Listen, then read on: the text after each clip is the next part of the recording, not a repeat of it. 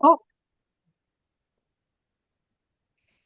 Okay, hi everybody. Thank you for coming back after our last meeting.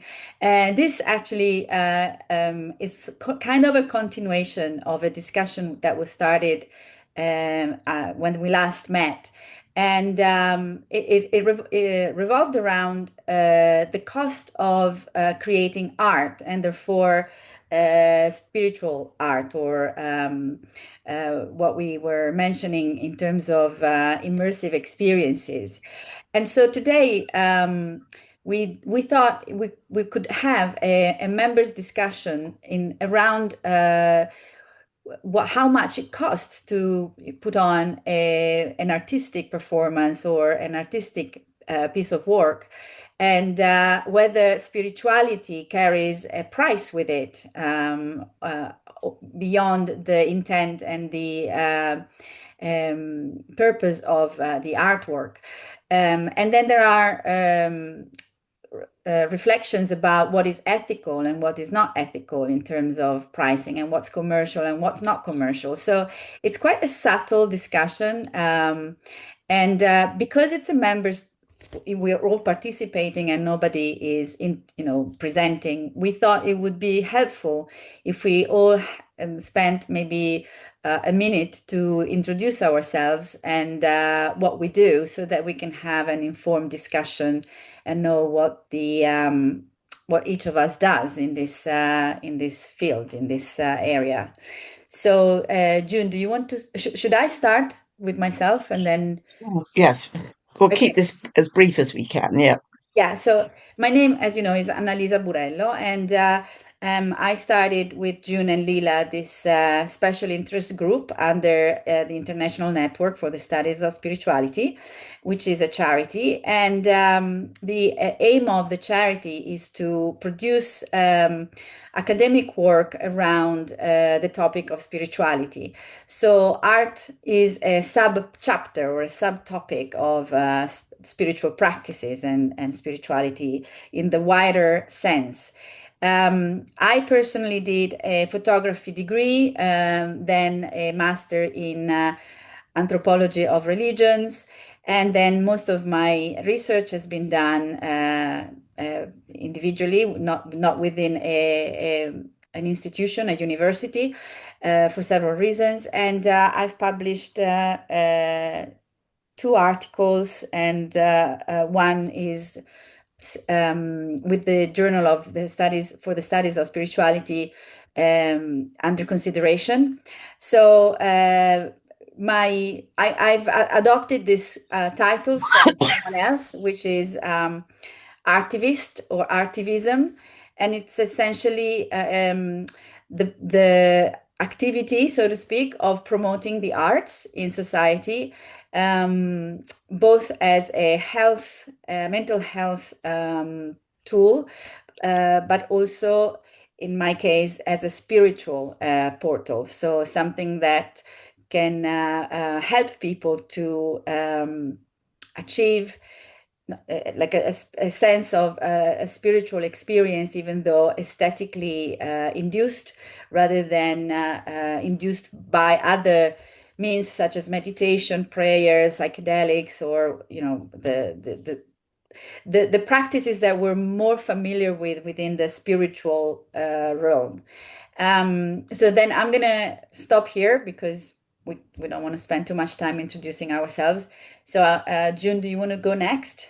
Yes, I'm a musician, I'm an academic, and I run Music, Spirituality and Wellbeing International, which covers 4 continents. I'm going to hand over to Ken.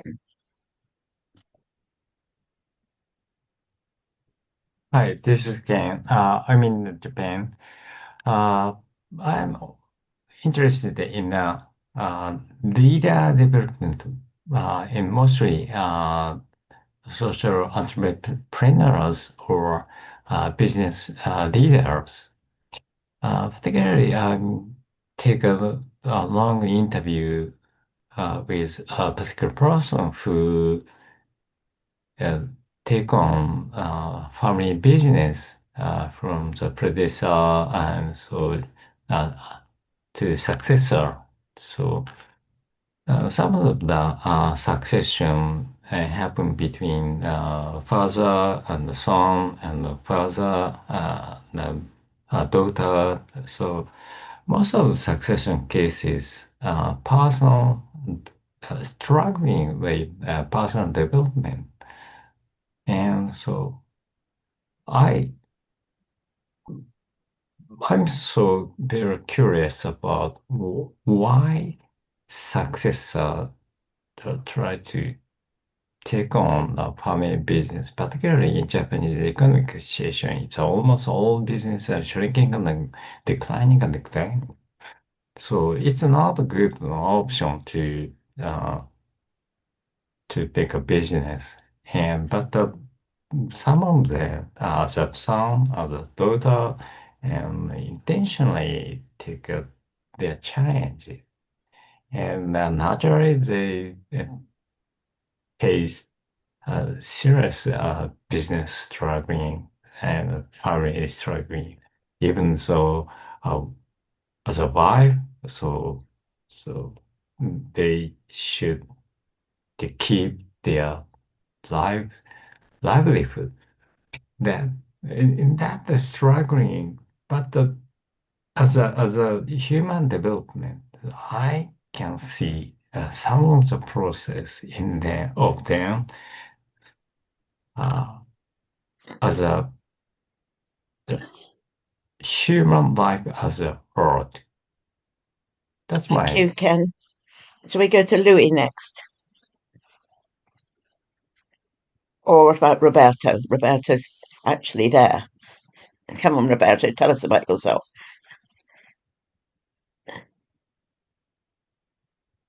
You're mute. Hello, everybody.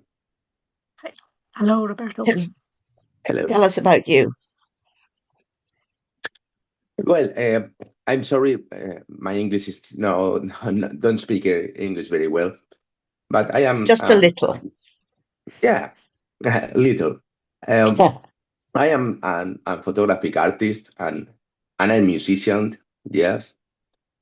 And I prepare a little text about the three questions from the other day, the other day, and I prefer read, please, and explain better. Okay? Yeah. Yeah.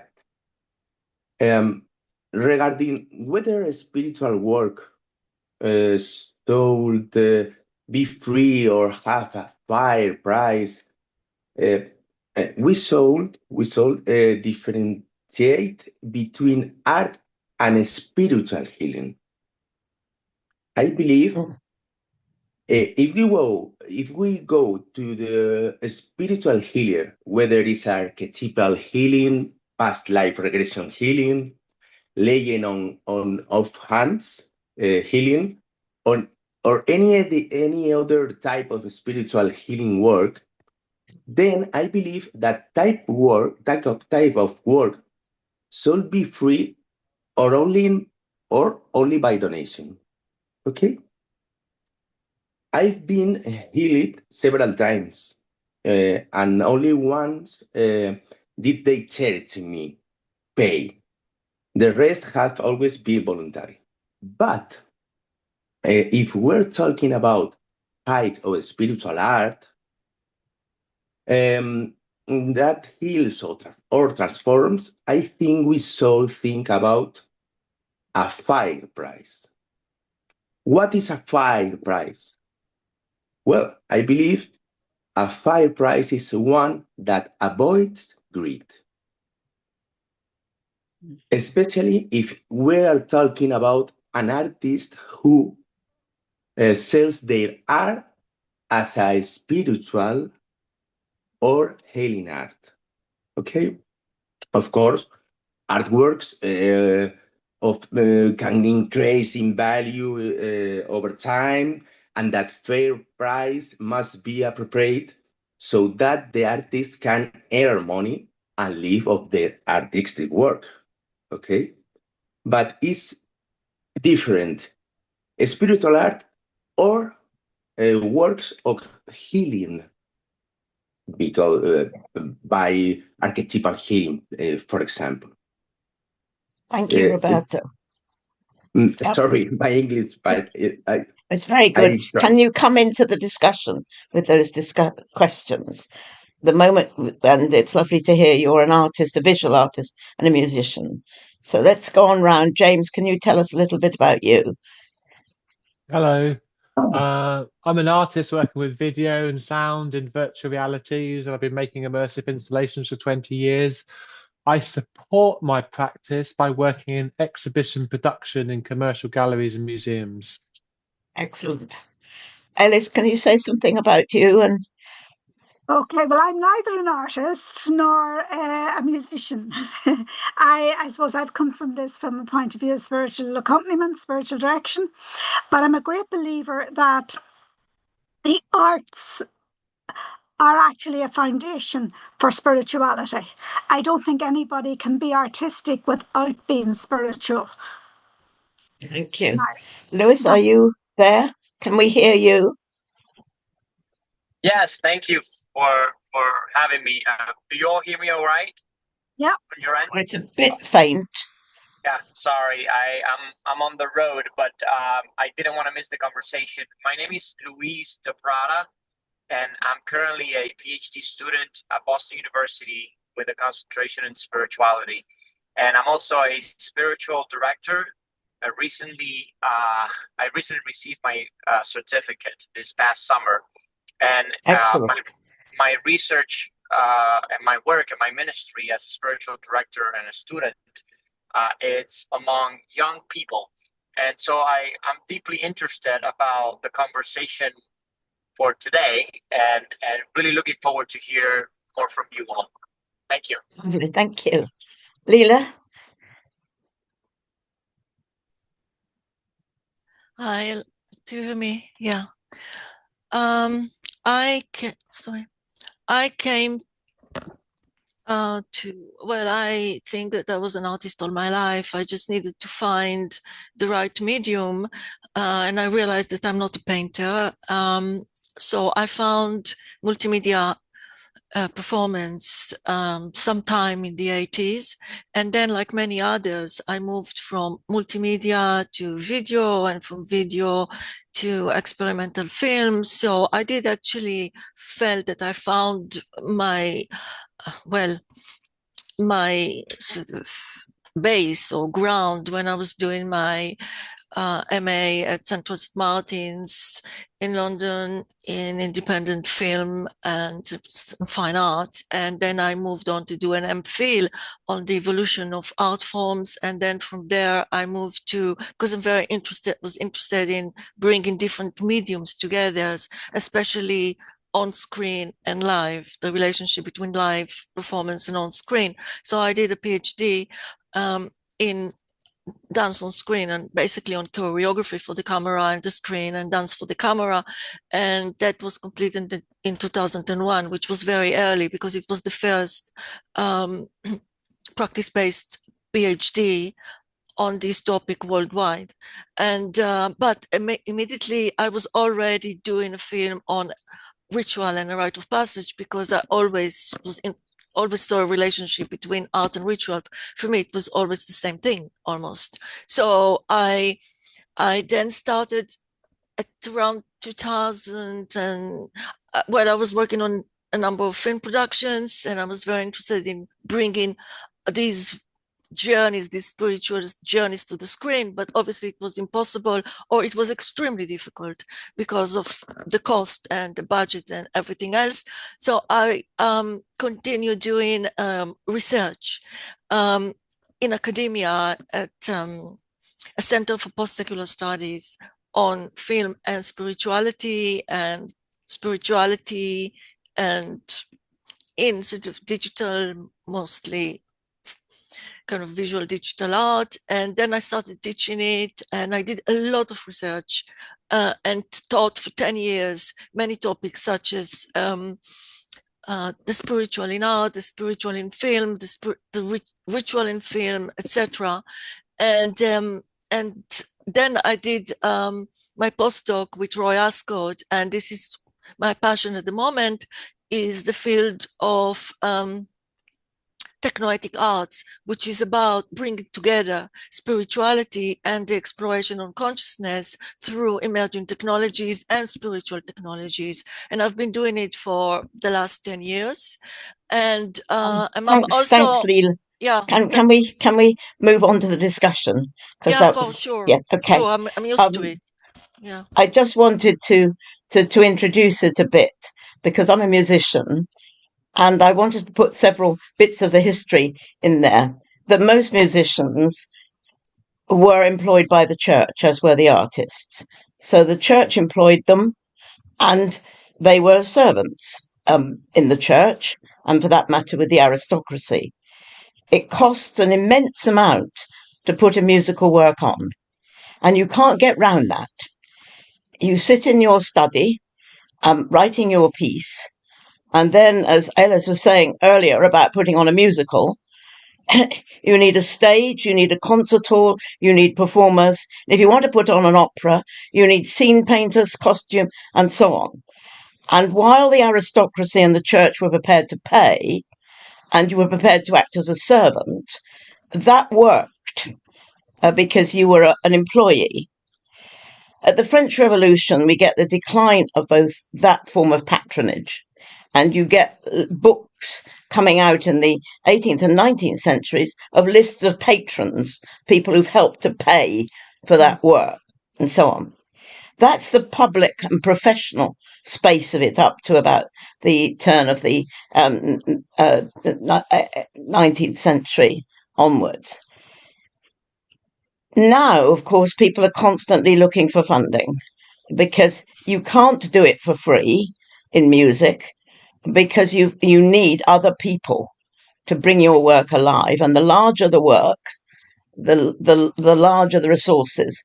And in general, that means that poor people and women and other groups have not got their work performed. It's as simple as that. And there's a history, really, of poorer people not getting their creations. On the other hand, which people have referred to here, you've got private spiritual music making, which is free. So in the beginning of in the 1950s, I and my grandparents and my parents, our family, got together every Saturday night, and we sang what were then spiritual songs. We sang, "If I can help somebody as I pass along, my living will not be in vain. The Lost Chord, Jerusalem, Bless This House." And that was a spiritual gathering that was free, done by private people privately. Now we've got a number of the private spirituality around, people who are privately chanting overtones and freeing their chakras. And that, in general, is taught, so you have to pay to be taught, but then you can do it for free in whichever way you want to do it, and so on. And then you've got the public spirituality, which is still limited in music to those people who have money. So if you take John Tavener, for example, the great composers, he had some funding behind him from his family. It's very difficult to make your spiritual creations public if you have no money. Now, I think, Roberto, you've raised this, which is, do you find the money from somebody else to put it on and not charge anybody for putting it on? Or do you depend on the income from a concert in order to get your money back that you've invested? So I think the notion that spiritual art has been and can always be free, and I do agree with you there, Roberto, you've put that in, I think is a complex one, perhaps more complex for us musicians than it is for some of the other artworks, because it has always required a lot of people. But so did painting the Sistine Chapel ceiling. That was not painted for free. That was painted with lots of people and so on and so forth, and with lots of costs. So I think the notion of, is it expensive? I think it always has been. And it's a question of where you're going to get the money from And if you want to do it privately, we're all right. If you want to do it publicly, then there are costs involved. And some of the questions I wanted to throw in is, how much does making a spiritual artwork cost you? How is it sold or publicized? Do you ever make works that you will give away? How much will you be prepared to pay for a work that claims to be spiritual? Do you have a patron of some kind? I think, James, you raised this, that you're earning your money from something else rather than making, and there are plenty of composers in the music area who worked as insurance consultants and all sorts of things and funded their work from some other commercial source. And do you need to know the intention of a work for it to be truly spiritual? And I'll just throw those a few thoughts into the equation to start a discussion going. Certainly, music is what I'm aware of. I'm also aware that if I were to write an opera, there's not the well, I have written operas, and they were performed for little groups of people. But to hire a big opera stage with everything that's involved is just simply not open to someone like me. And so I launched the discussion with those few thoughts, really. Anybody like to come into the discussion? Roberto, do you want to comment on that as you started the discussion earlier on? Unmute yourself. Okay. Yeah. I think it's, for example, my photographic work is my spiritual art. It's nature photography with connection, very strong connection with ancestors and essence of nature. Okay. When I work with my camera on boots or tal, I pay with my money, travel, camera, tripod, and I sacrifice with my wife my money for create, but it's no problem for me. No money is a problem, but not a problem for me because it's my purpose on life.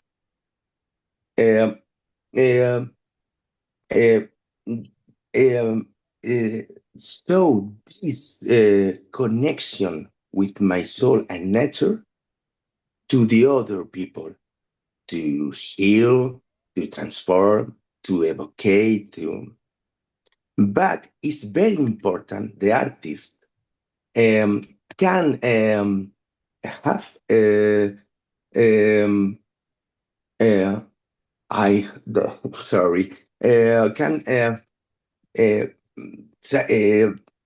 get recursos Recording. Recording. Okay. Yeah. Sorry. It's very good. Resource. Okay. Can get the resource to make the art of this artist. It's very important that the spiritual art and the spiritual artist cost. Sorry.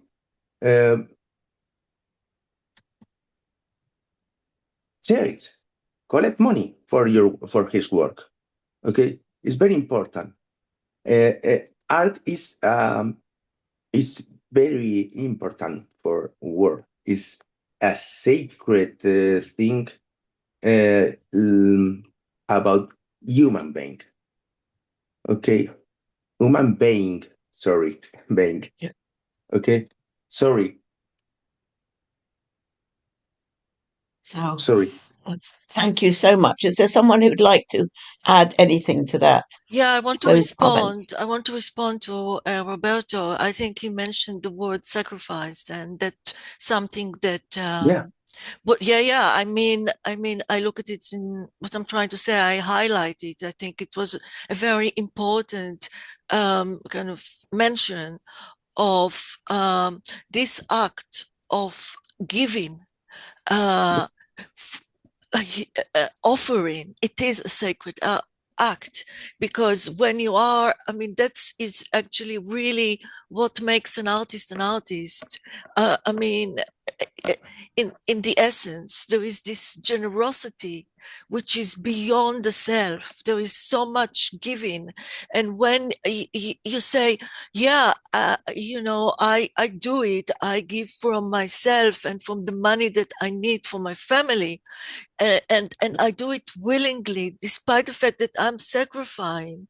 I mean, this is profound. I mean, I truly, I feel in a way the same, because I mean, I also feel that many artists are basically sharing this experience. It's, I mean, maybe even most artists, or real artists, those who are doing the art regardless if they get famous, regardless if they get recognized, regardless of anything. They are doing what they have to do. It's their purpose. So that this were, but I think maybe later on we can talk more about this term sacrifice, because it carries with him, with it, very kind of heavy load. I mean, and the question is whether we should be in this position of the sacrifice, person, the sacrificed and the sacrificing. And it is a spiritual position or stance and experience. Yeah. Okay. Has anybody got anything to add to that? Annalisa. You also mentioned about the fact that sort of poor people, women in particular, and that don't have the access. And I think this broadens out more than just in art, it's in spirituality blanket. If you want to be involved in spirituality at any level, it's costly, and even for to go for spiritual direction, once it's outside of the orders, where they're not dependent on it for their roof over their head or food on their table. If somebody now, because it has gone expanded to such an extent that more people are involved in offering spiritual direction, whether it be through art or otherwise, and they need to feed themselves, their families, keep a roof over their heads, they have to charge for it. And that means that poorer people are more and more marginalised in terms of having access to what is on offer. I think that's something that I would have picked up as well. Yeah. Come in, Annalisa. Yeah, what Lila and Roberto just said, actually for me was very illuminating, because I never thought of it that way. I've always thought of art as an intellectual and a process-based form of creating, and I was a little stuck conceptually between distinguishing artistic process as healing process for the artist versus spiritual artwork, which is, yes, it also helps the artist, but it's not quite the same as healing the self or the ego. No. So it's actually working from a higher plane. And that's why it's spiritual, because it's an act of general. I've never thought about it this way. So it's a gift. That's very powerful as an intention. It really discriminates the intentionality between one type of artwork and the other. So I find this really helpful, actually. Yeah, and also I think that maybe Roberto think the same. I mean, it never. I mean, this idea of the artist was sacrificing. This is not about healing. The artist is not doing this work to heal herself or himself. In many cases, it's just a necessity. It's something that the artist must do. It's and yes, there is an intellectual aspect to it in the actual process, but the motivation, there is a drive, and that drive, I don't actually know where it comes from. And I wouldn't say that it's an entirely intellectual. It may be noetic, and not what I'm trying to say. It's not just brain or intellectually rational kind of decision. Now I'm going to do this and that. It's coming from some kind of calling, some kind of vision, some kind of contact that one needs to do with the vision. I don't know. I don't have another. Yeah. But unless you can make the work public, then it becomes a private thing for yourself. Yeah. And making any work, particularly music or drama or dance, making those works public is expensive. You have to pay people to do it. And as is pointed out, the poor have not spare money to do that. If you have a bank of money behind you, then you can make it public and you can regard it as sacrificial. But if you have not enough money to do that, but what you have in the Romantic period, the 19th century, is numerous musical composers living in garrets of houses which are wet, the roofs are falling in, and so on, and still trying to turn out their pieces. And I wouldn't want to make a dichotomy between the healing process of oneself in the process of making art and the healing process of other people in the process of making art.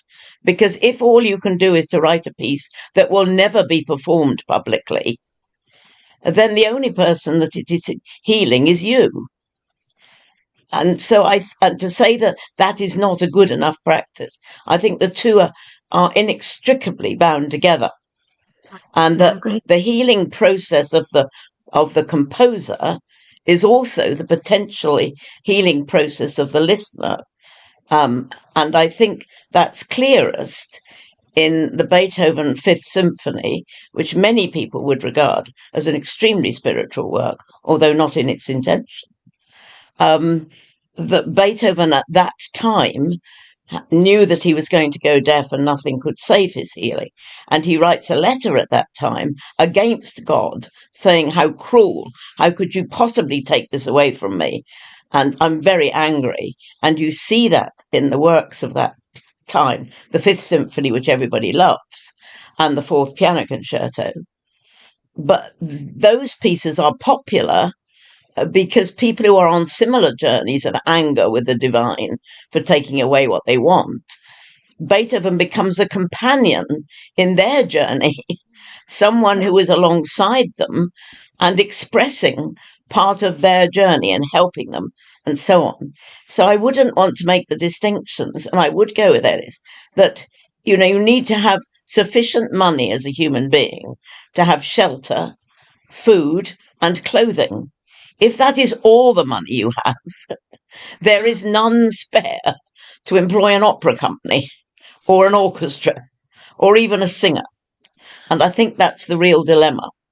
I think it's a huge dilemma, certainly for those arts which require performance, public performance in some way.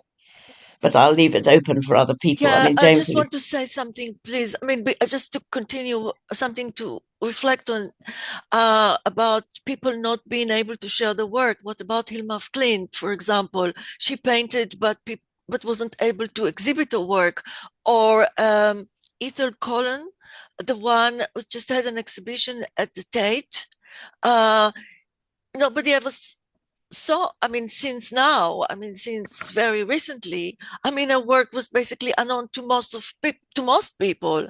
So why did she do it? I mean, she did, and in her case, it was part of her magical practice. So what I'm trying to say is that there is a case, at least as far as women artists are concerned, in them doing work which was never shared or will never be shared.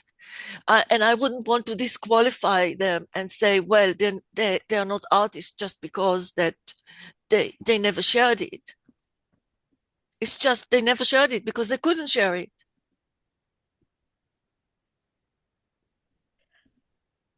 Does anybody else want to come in? James, do you want to come in? Yeah. Because if you're thinking carefully. I'm interested in hearing you speak, June, about the idea of public and private, because I don't necessarily think the production of artworks either fall into public or private, but one of the expense in making things, like creating the audience in contemporary society, is expenditure on promotion and press, and there's huge forces. The examples you've given, like Hilma af Klint, and basically most female artists in the last 150 years of production, which are now shown. Of course, we're making a work, which Roberto's tapped into, is that artists make because we make. That's it. The next step is, how do you take it from what you're saying, what you've mentioned as private, to public? And that is where there's a big expenditure. Yeah. So I think that the context of where something is made doesn't necessarily come into that.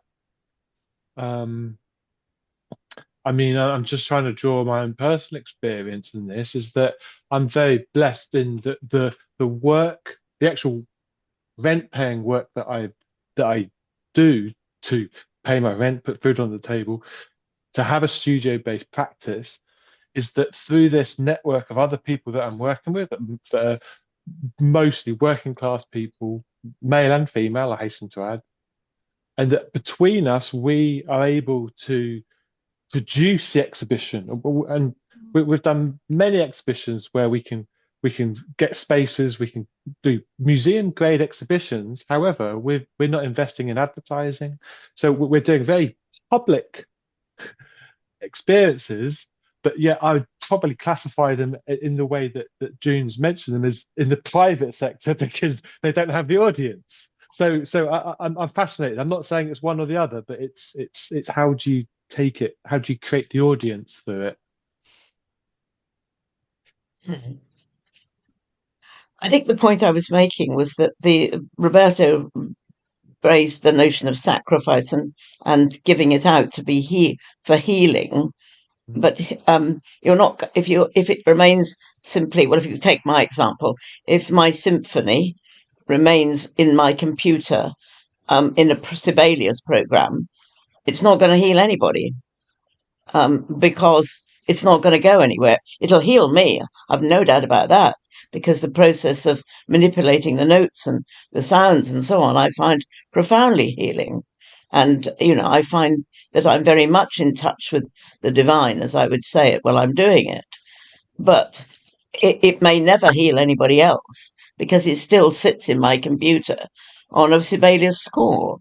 So I may wish for it to, but in order to do that, I need money.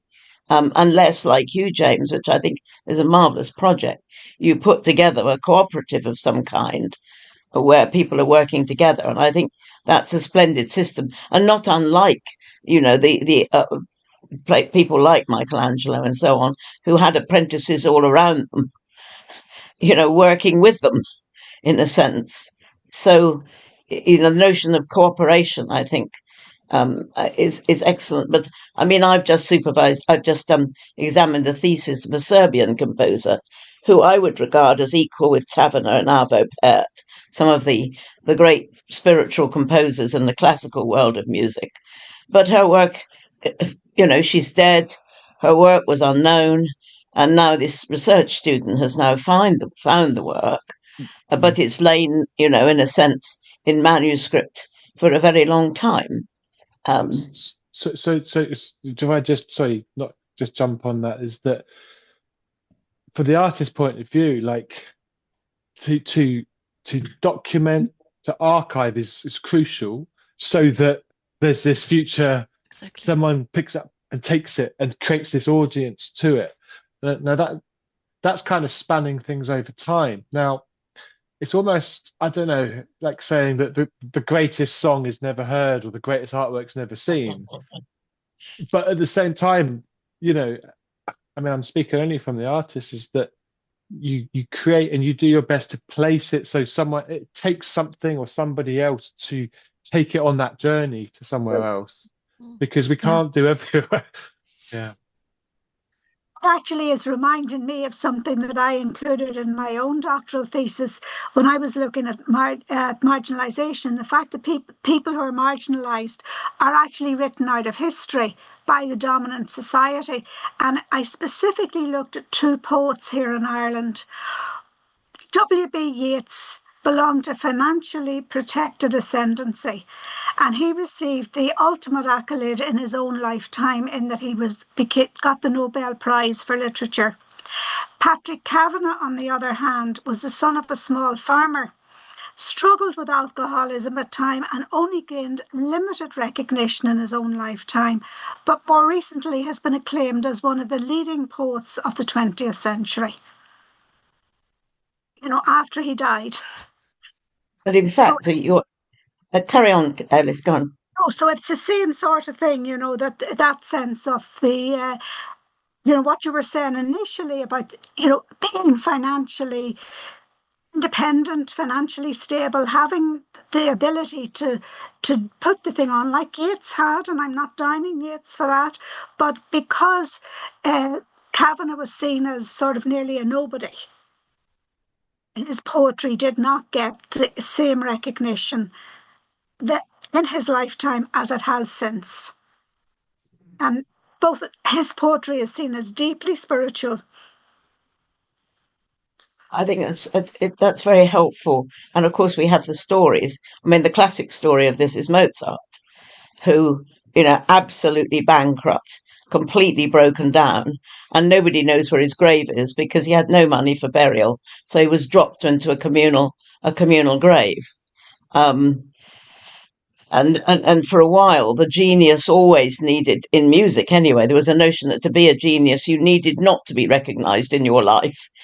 You were better off if you were only recognised after your death, which may go back to Roberto's point about, he didn't know how many people he was going to heal in his lifetime. But the healing may well be, 100 years after your death, and maybe you're right, the intention is right, but I think that's a very interesting example, Alice, that you've given us of the poets and so on, because of course the film Amadeus shows that Salieri, who would now be regarded as much less a spiritual composer than Mozart and a much more commercial composer who had much more money in his lifetime, had lots of performances, is regarded as less spiritual than Mozart, who died a pauper, a sick and isolated pauper. So I think it's very complex how it plays out, really.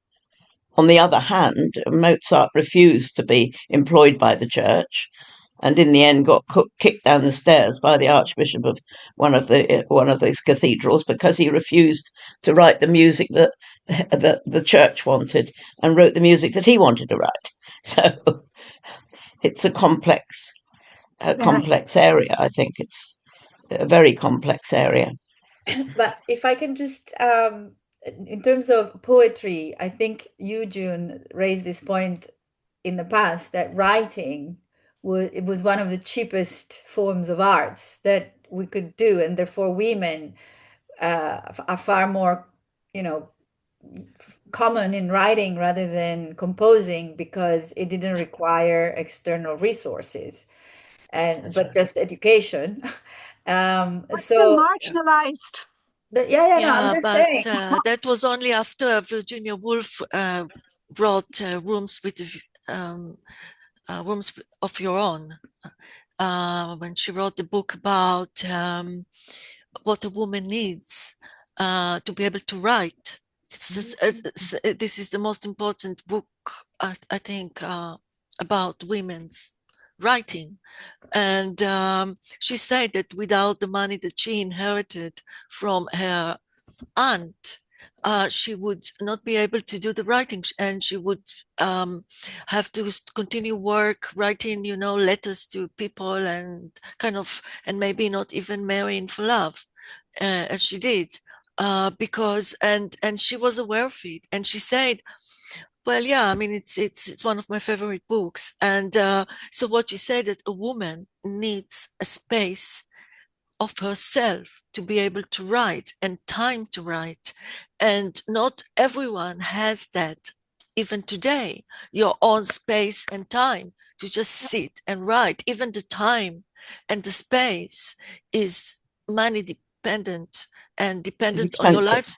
It's expensive, exactly. Well, I think that's a very important point, because Clara Schumann, who wrote a fine piano concerto when she was a teenager and was already composing before she married Robert, writes in her diary, "Before I married Robert, I thought women did have some creativity in them, but now I have married Robert, I realise that women shouldn't compose." And she dedicated the rest of her life to publicising her husbands. And Robert was depressed and so on. There was no time left in her life to write anything at all, because of the pattern of marriage at the time. On the other hand, the conflict of that, I was thinking when you were talking, Alice, that when you think of the black slaves, there you have a group of subjugated people who communally created a vast raft of spiritual songs at the bottom of the pile, but they were all created communally. Goes back to James's point, that they weren't the lone composer sitting in the garret writing, but they were a group of people who were singing in order to survive and created the music that enabled them to survive at the bottom of the pile. So it's more complex. Yeah. Extremely complex. Can I just point out something that you've all mentioned, but like Roberto's mention of sacrifice, it's not actually necessarily financial, it's time.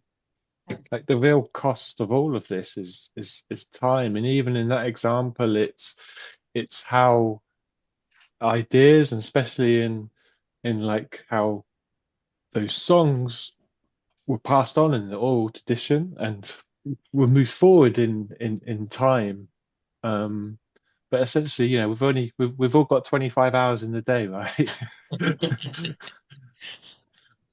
Yeah. I think the other point that you made, or I can't remember if it was you or Roberto, is that somehow or other there is a drive in artists that makes it essential that they do create the art. So I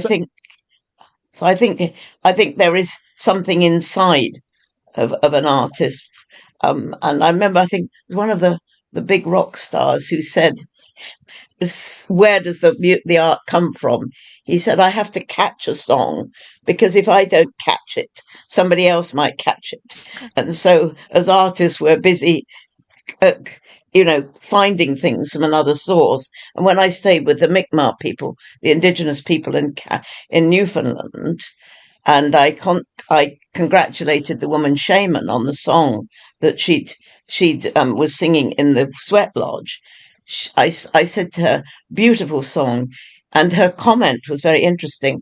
I think the Great Spirit gave me all of the song today. She'd only given me a little bit before. So her concept was that all her songs were given to her. And that was, of course, how Hildegard would have seen it in the Middle Ages, but it's not the way that we see it today. So I think, the notion of sacrifice, the notion of where the inspiration comes from, I think is also a complex area, really. And it's funny, June, I was watching something recently on Irish old sean-nós singing, as we call it. And they were saying something similar. The old tunes going back to the sean-nós type of singing that they're given them. They don't learn them. They're given them. That's what they're given them. Mm-hmm. And that's been almost lost. Yeah. It's almost lost in our society. And of course, the other thing, and I think you mentioned it, I think it was you, talking, that once music was written down, that restricted who could do it. Yeah. Because you needed an education in order to write it down. And so there's a long line of people of the orate traditions, like the Black spirituals, like a lot of women's stuff, where you had women folk singers singing their songs which weren't written down. And of course, that's what happened after Vatican II in the Roman Catholic Church, where you had a whole load of women folk singers with a guitar, that they could sing their own songs. They couldn't write it down. And once the recording machine was invented, that enabled them to be permanent. But before the recording machine, these songs were simply flying around in no permanent form at all. Mm-hmm. Yeah. And the other thing that goes with the song that we have lost, whether we ever had it in the West, was, and who was it? Somebody raised the question of ritual, the dance that goes with the song. And it's this morning, at 7:30, I linked into Kenya, where the Tanzania and Kenya came together as a region of East Africa. It went on for 2 hours, and the amount of dance that was involved in it was just colossal. Nobody would stay for that in any of our churches today. That's I think that's something that has got lost as well. Very interesting. We've lost the body in lots of the artworks because the West has considered that the soul lives here somewhere, not down here, that we've tended to become much more reasoned and rational about it and writing it down rather than the more free expression. The free expression. The writing of things down has tended to limit the number of people. And of course, dance, although it has some notation, is not so easily written down as anything else. But then neither is the music of Africa. It's well nigh impossible to write it down because our notation system won't contain it, and so on. So for music, the advent of the recording machine has actually freed things up no end, because it's put music but then of course it then expanded to need a studio with lots of things, and then that excluded people again. But the little Walkman and the little handheld tapes that I remember, that I've still got piles of sitting in my, and one old tape machine that will still play it. But it really did free it up for many people. Yeah, two more things. I mean, one, just to follow also what James was saying about hoping that somebody else will find your work one day, is also in Virginia Woolf's book, where she's kind of telling women, write, even if you will never be published, because one day somebody else, another woman, will continue what you started. So it's very, very beautiful and powerful the way she actually describe it. So it's really better in our own words than mine right now. But it's this, and again, this is something very spiritual, I think, because she's talking about creation as something which is not, which is also metaphysical in a way. It's beyond the thing itself, and there is that element of doing something because you are driven to do it, because it's important, and it will have a continuation somehow one day. And the other point about the recording devices, well, that's the power of technology, and that's what's happening now, is that there are conversations today about how women have more visibility now in the arts, because technology is having, I mean, they have access to more tools and more cheaper tools to be able to work and also disseminate the work. And the internet is very big part of this, well, it's the fourth wave of feminism. It's the use of the internet to empower women and to sort of overcome their marginalization, cultural marginalization. So women are actually using technology and the internet now in order to disseminate the work. So they do get more exposure, and it's happening more and more and more now. And on the other hand, you've got a problem with the recording industry. When it was just you and a little machine, now you've got a complex recording industry, and you have people, the women rock artists, who are, in order to get into the recording studios, are then being shaped by the men. Once the recording is controlled by the man, and you've got to get women cooperatives forming, a bit like James has suggested, in order to have women in control of the whole recording process. Otherwise, the woman's creation is then shaped by the men who record it. And I think that's an extraordinary. I can't remember. There's a woman, a woman whose name escapes me, one of the rock stars, who wrote her whole story of trying to get out of the recording studios and get women recording, because she felt that she was being shaped. Apart from the fact that, of course, their costuming and the dance that they can do is often shaped by men. It's not the dance that they would wish to do, but the dance that the men think will sell it. So I think, it's a double-edged sword, the recording. I mean, when it was just little, but now it's big, I think it's become more complex. I'm wondering, Ken, you talked a lot earlier on. Do you want to add anything to this discussion? Yeah, thank you. Thank you for mentioning to me. From East Asian culture, so situation could be very different from the Western culture. From my point of view, most of public art could be related to the Buddhism or Shintoism or religious activity, and also a lot of Japanese public corporation or private corporation hire artists as an employee. So the company hire artists who can work in music or photography or dancing. So intentionally, corporation hire those artists as an employee, former employee, and that employee can take enough money to create music or dance.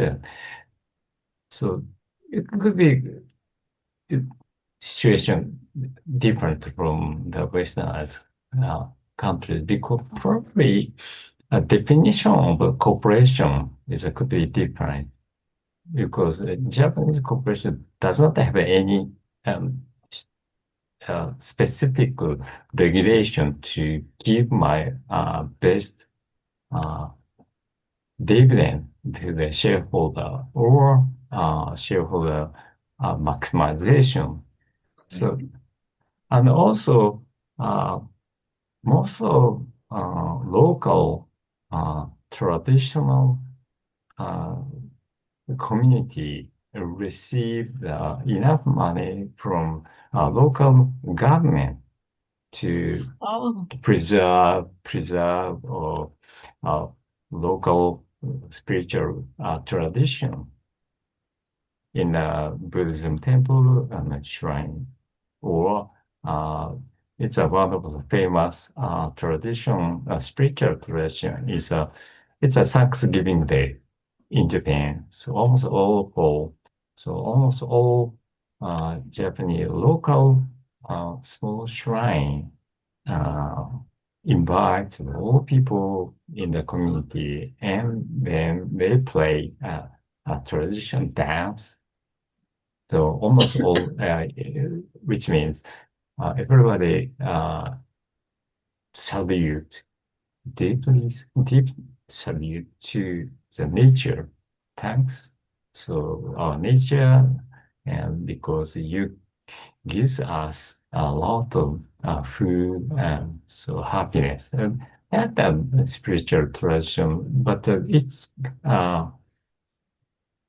received from governmental, probably that departure from Westernized culture and Eastern Asian culture. That's my well, thank you so much for that. It is very different from the notion of the corporation, and that means they've got employment. And I know that I'm not very familiar with that in Serbia, you can become a sort of sponsored artist by the government. And I've got a feeling there are people in France who can get that. And of course, in England, what we've got is the Arts Council. But if we look at the Arts Council and how they choose what they're going to sponsor, and only about 5% of the applications to the Arts Council are actually granted. There is government sponsorship, but then you're in the hands of what the government thinks is important. And the parallel for your Buddhist and Shinto ceremonies is really the regrowth of the community choir here, where you've got a huge upsurge in the last 15 years of community choirs, rather than the choir being an auditioned and special. So you've got there where people are encouraging everybody to find their voice and so on and so forth. And I think that's really rather important. And if you take Rupert Sheldrake talking about music, when he was talking about music, he said he saw the evensong, the choral evensong in a cathedral as the most spiritual music. But if you take King's College, Cambridge, and its carol service, which is transmitted all over the world, the amount of money required to keep that going in terms of paying the choir, in terms of paying the organists, and all of that. But that is coming from the ancestors. You've got bequests from the past coming in there to keep it going. And that's where, in a sense, some people feel trapped by being in the Christian context, because spirituality is now flying free. But other people will still go to the church or the established faith in order to get the spiritual. And I think there's a real, but it's not cheap to do that. But that is supported by lots of bequests, because Cambridge University is so old. And you've got the ancestors still playing for the existing people, which I think is interesting concept. Louis, just on that again, one of the things that happened here was that a basic income, they did a pilot scheme. I'm not sure all of the artists that are involved, but for artists, and I think it was across the board, there would be a basic income guaranteed. Right. And I think it's around 300 or 400 a week, which at least means that they can feed themselves. And that was actually firmed up in the last budget, that it's now sort of written in concrete, so to speak, as opposed to just being a pilot scheme. That was something that was introduced last year as a pilot. But as I said, I'm not overly confident that I know exactly how it's working or what artists in particular can access it. But I understand it's for all artists. That's So Kavanagh would have come out rather better now than he did when he was alive. Yeah. Louis, do you want to add anything, or are you still travelling? I don't think he's with us. No, he's with us. Thank you. Thank Oh, you. Thank good. you. I'm still here. I'm listening. This has been a very good conversation. I think one of the points that really resonated with me, especially as someone who has recently finished his certificate in spiritual direction, and this was mentioned earlier in the conversation, is that even this formation and training programs are quite expensive. And I have to say, from my own experience, as a student, as a graduate student, we don't receive a very generous stipend to go on with our studies and our work. Although I'm very fortunate that at least we receive something, but from my experience at a very well-known institution, I won't disclose the name here, but I have to say that the certificate cost was nearly $9,000 for a 3-year program, which I would not have been able to afford it if it were not because of a grant that I received through my advisor at the institution that I'm at. And so I think this problem of cost and compensation for spiritual work and spiritual practices, it's really deeply complex, especially in as we see in U.S. society, the amalgamation of spiritual but not religious, and the so, we know that most of the American population regards themselves as spiritual but not religious. Yet, I think not having this funds and this support for those of us who want to be able to serve the broader population that is not coming to church, quote unquote, the traditional religion, we find ourselves in a predicament because we are unable to do so because this requires money. This requires financial support that we don't often get. And so my question, as I continue to wrestle with this, especially with younger population, and especially with marginalized populations such as the Hispanic Latina communities in the U.S., my question is, how do we become more readily available as spiritual guides and spiritual directors, as spiritual friends, when these populations themselves don't have the support that they need to even access this kind of spiritual formation to begin with. And so I'm grappling with that as I move along, and in my own studies and my own research and in my own journey as a spiritual friend. I'm not sure that I can find an easy answer to this. Hence, I say that these are quite complex, as you have shared in the conversation. But I'll stop at that and see what you all think about that, and continue to listen. Yeah. Annalisa. I just wanted to summarize some of the emergent qualities or properties of the cost of spirituality and particularly the cost of producing spiritual art.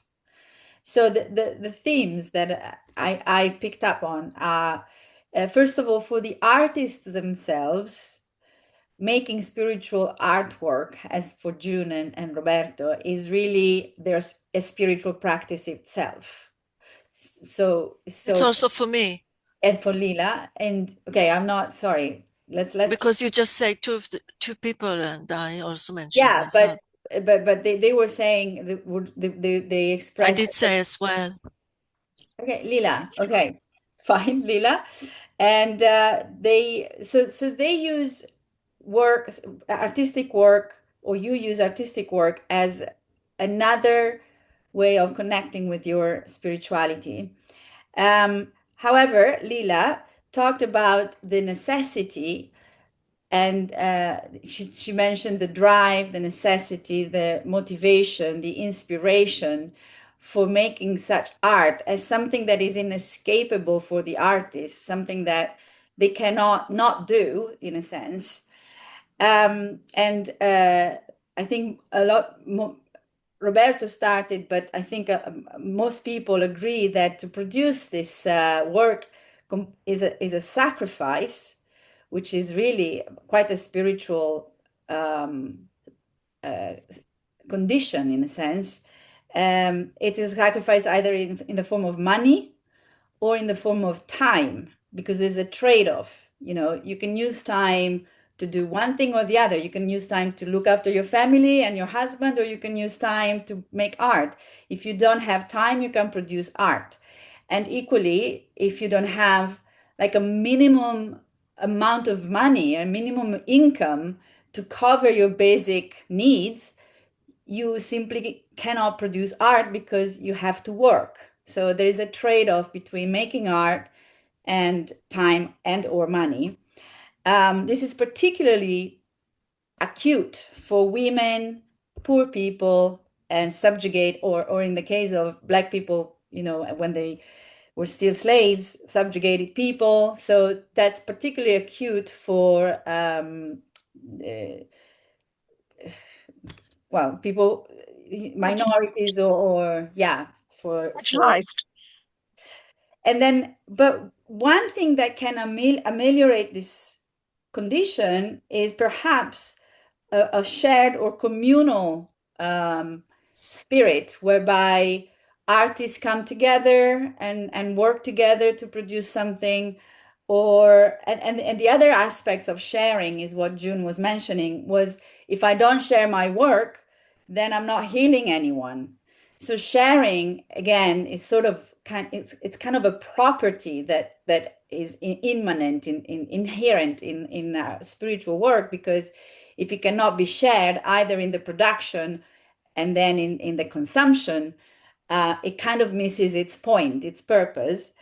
And in terms of the cost, I think it was an interesting distinction what he made between spiritual work as his gift to people, to an audience, or to a viewer, and healing work where that should be priced. They should be sold for a price, but he mentioned a fair price, which is a concept we haven't really talked about in terms of ethical, the ethics around artists that want to produce spiritual work, or claim to work from a spiritual realm. But healing, on the other hand, should be given for free. So, and then which then connects to Lewis' idea of access. Again, without money, people can't reach people, and again, it goes back to this idea that without funding, without patrons, without corporates, without an institution, or perhaps the general public, it's impossible to access or to provide this service, whether it's a spiritual direction or artwork. If we want to provide it to the general public, we need more funding. We need to find other sources of funding beyond the artists' capacity or simply buying and selling, the private market. And then, sorry, you also mentioned the distinction between private and public in this discussion. So I think we. Could I just add, Annalisa, that Roberto talked about, which was donations, the notion of donations, so that people are free to give or not to give, and the amount that they give. And I think that's a really interesting, very interesting concept, really. Yeah, so I think through this discussion, although it seemed initially quite reductionist, is spirituality expensive? I think we all agree that there is a price or there is a cost for either producing the work or providing a spiritual service. So we should all agree that that's just a fact of life. So maybe we need to think creatively in terms of how to raise these funds, how to support these efforts, these gifts, because we're, again, greed was one of the words that I think Roberto mentioned. I used, yes. Was it? I don't remember who, but an artist that is producing from a spiritual standpoint shouldn't be greedy. So that's another interesting ethical aspect. I think there's also a concept, I think, which Roberta mentioned at the beginning, is do you make a distinction in your artworks between those which you intend to be healing and spiritual and other ones? I've got a feeling that there were artists, or certainly the musicians. So if you take Mozart, for example, employed by somebody and would turn out, pieces which were just to keep a dinner party amused, at the same time as doing pieces which he would regard as the ones he wanted to write, following his own inspiration. So, and I think there were artists, and I'm not so up in the visual arts world, who produced what was often called chocolate box art, which was easy to sell, at the same time as privately producing the pieces that they really wanted to paint. So they made a distinction between two sorts of work that they were doing. And going back to Ken's point, if you're employed by somebody, how far are you free to do what you want to do? And how far have you simply got to do what the people want you to do? And I suppose I feel like sharing a little of my story because I was drawn in the sort of spiritual and religious to go more into what's called the New Age with the stuff that I'm doing. And I still do some of that. But this is to go to Louis' point. I opted to become a priest in the church simply because I would be free. The church is the established church, and on a Sunday morning, I get a huge range of people, some of whom are very rich and some of whom were very poor. But I didn't want to simply be serving people who could afford to pay me. And I would have to negotiate all of that. Whereas in the church, I offer myself for free. I mean, I'm not paid as a priest or anything. And that was a very interesting debate because I felt that in the New Age, and if I charged for that sort of work and creating in that way, I would only have middle-aged, usually women with money. And I wanted to be able to be available to a much wider group of people. So I think in the area of spiritual direction and spiritual coaching and in music, because whereas most of my music, the most successful of my music are hymns, So it's interesting when you've got, you can go into an institution, but then you're also limited by what the institution wants and so on. So I think there's an interesting ball game. I mean, Ken, you didn't say much about what the corporation was going to ask of you to do if you're employed by them.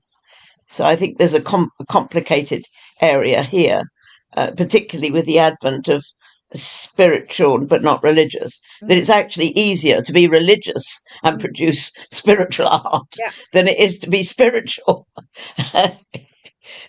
And in the visual arts, Hilma af Klint did exactly what you mentioned. She worked as a commercial artist, and she was producing all these landscapes and floral paintings that she was selling, and she was very appreciated as a painter. And then in her private and personal and more esoteric life, she did the paintings that today we're going to the Tate to look at. Yeah, that's right. So that's yeah. Can I come back in on Lewis's question? Because, in terms of the more marginalized people, how do you, in many respects, I suppose that's where my research was. And homeless people don't keep diaries and won't visit you in your office. So that sense of, in many ways, we need to go to the people as opposed to expecting people to come into us. And that would be a way I would be thinking in terms of, okay, I'm available and people know that I'm there, but I would also reach out. And it's the same in school. I reach out to lads who I need help because I'm actually a chaplain in a boys' secondary school. So I will reach out to the lads. I will reach out to some of the teachers who also need things and who mightn't think of coming to me. And in some ways it's done quite informally as well. And I pick up Roberta's thing of the donations. When I see people, I would leave a donations box. And if somebody wants to put something into it, fair enough. I don't put a price on spiritual direction. I think that's... Well, I think we're coming towards the end, Annalisa, and we've got some things to say, but I think that's lovely.